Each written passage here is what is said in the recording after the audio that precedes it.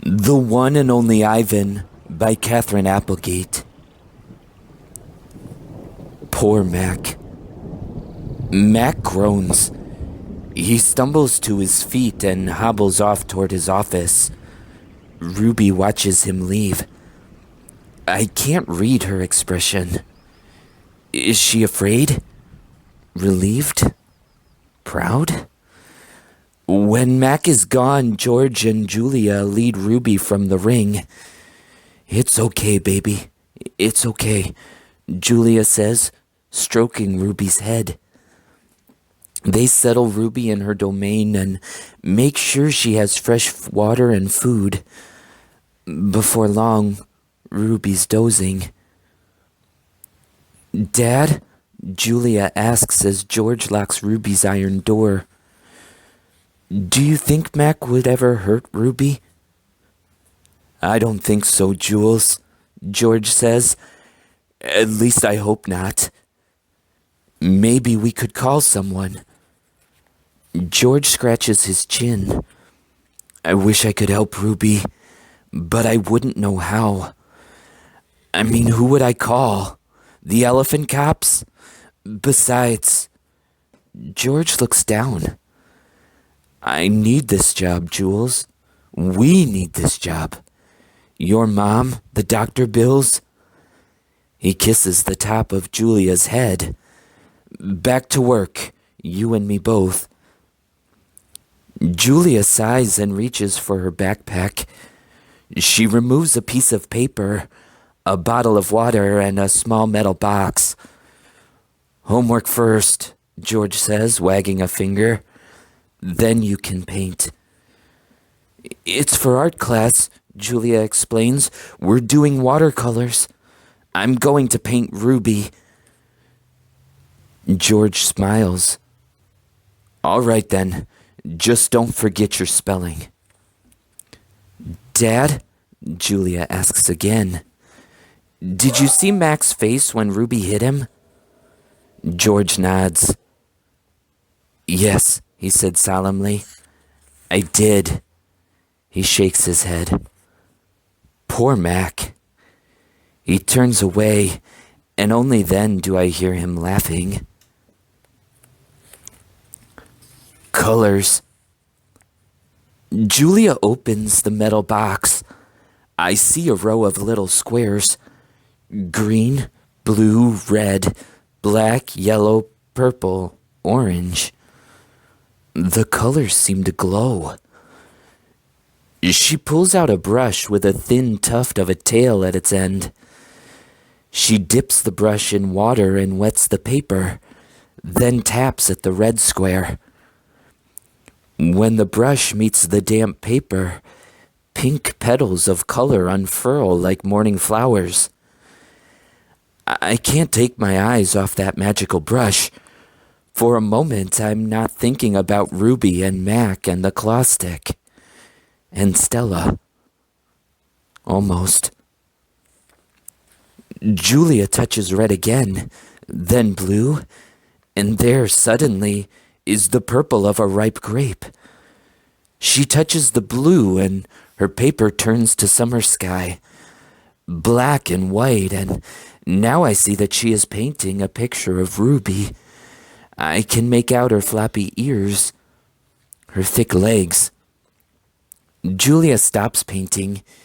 She takes a few steps back, hands on her hips, gazing at her work.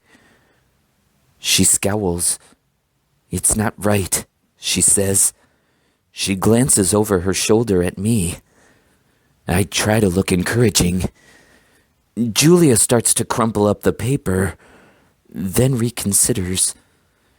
Instead, she slides it into my cage at the spot where my glass is broken. Here you go, she says. A Julia original. That'll be worth millions someday. Gingerly, I pick up the paper. I do not eat a single bite of it. Oh, hey, I almost forgot. Julia runs to her backpack. She pulls out 3 plastic jars. One yellow, one blue, one red.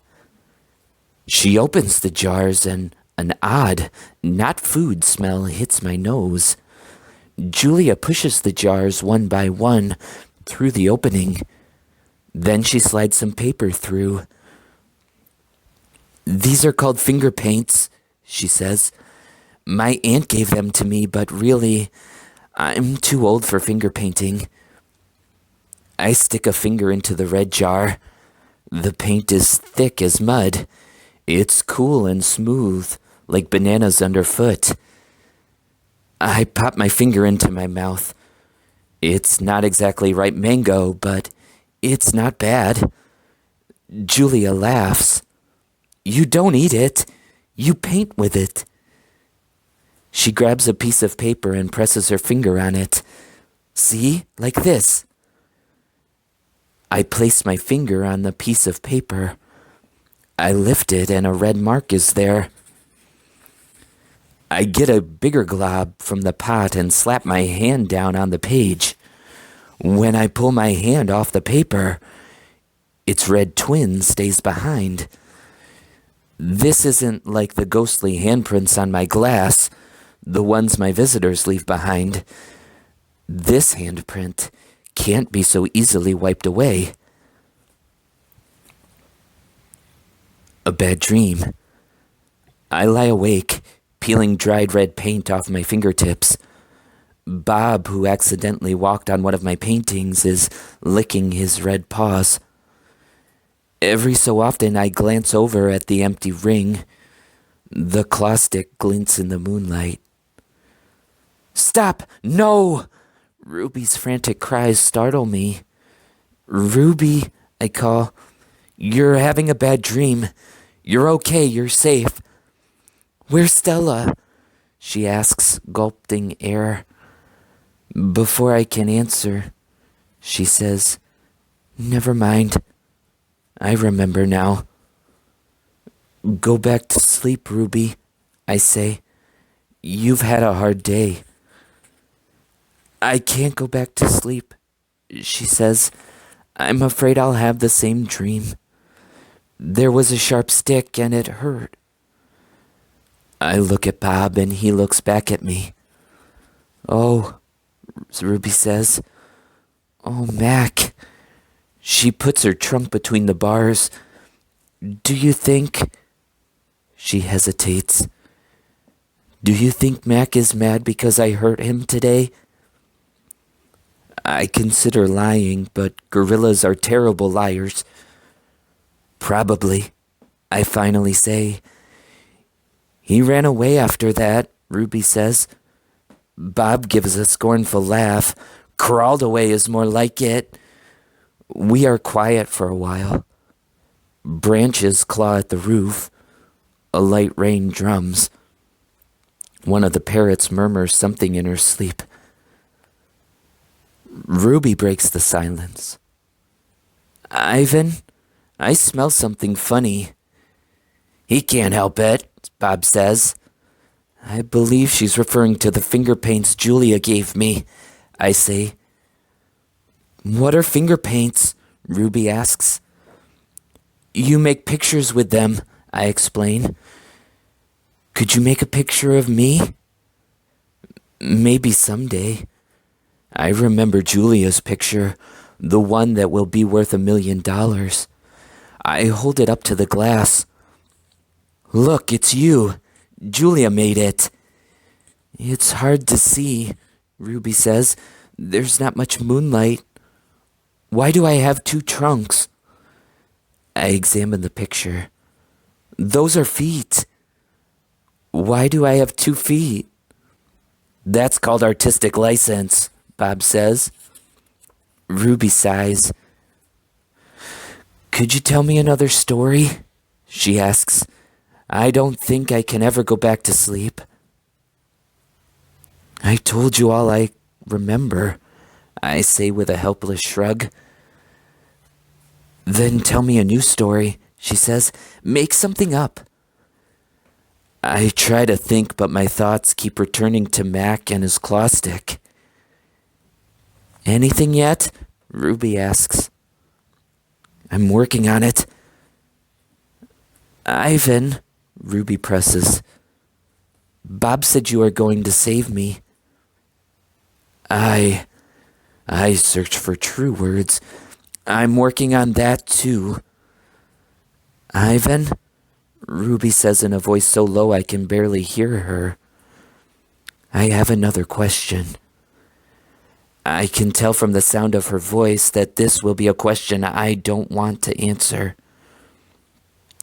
Ruby taps her trunk against the rusty iron bars of her door.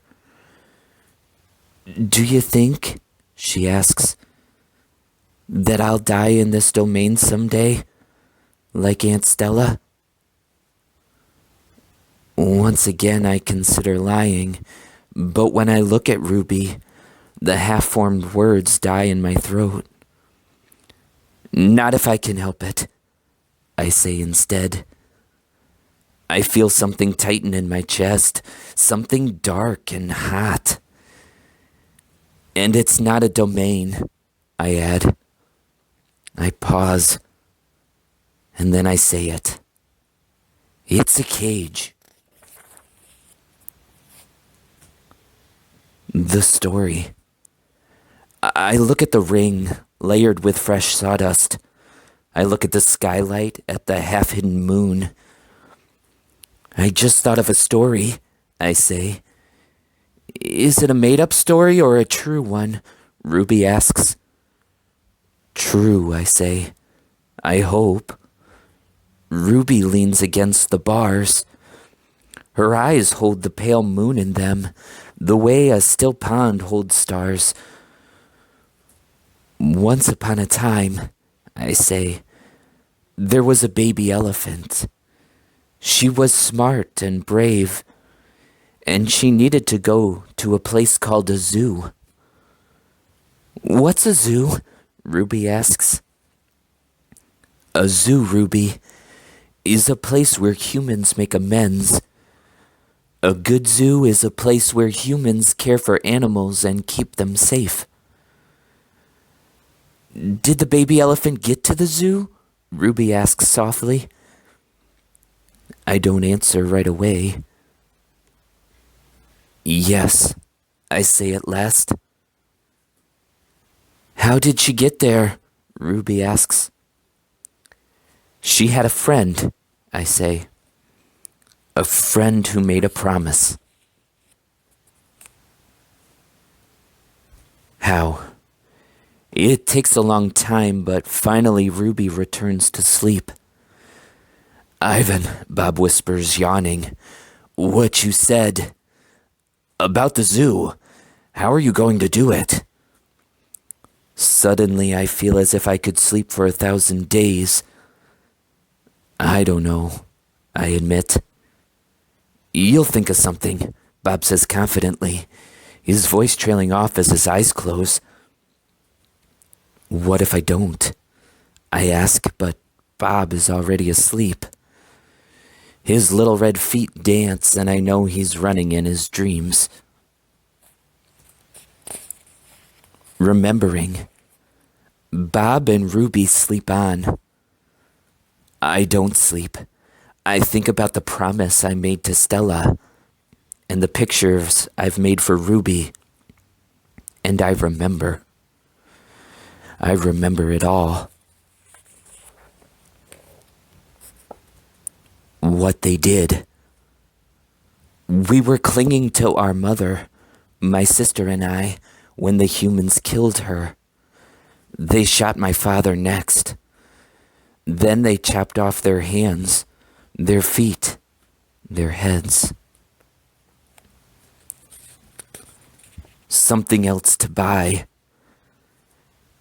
There is a cluttered, musty store near my cage. They sell an ashtray there.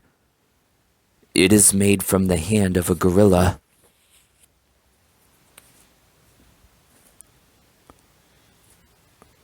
Another Ivan. When morning comes and the parking lot glimmers with dew, I see the billboard on the highway. There I am, the one and only Ivan, bathed in the pink light of dawn. I look so angry, with my furrowed brow and clenched fists. I looked the way my father did the day the men came. I am, I suppose, a peaceful sort. Mostly I watch the world go by and think about naps and bananas and yogurt raisins. But inside me, hidden, is another Ivan. He could tear a grown man's limbs off his body. In the flicker of time it takes a snake's tongue to taste the air, he could taste revenge. He is the Ivan on the billboard. I stare at the one and only Ivan, at the faded picture of Stella. And I remember George and Mac on their ladders, adding the picture of Ruby to bring new visitors to the Exit 8 Big Top Mall and Video Arcade. I remember the story Ruby told, the one where the villagers came to rescue her. I hear Stella's kind, wise voice. Humans can surprise you sometimes. I look at my fingers, coated in red paint, the color of blood, and I know how to keep my promise.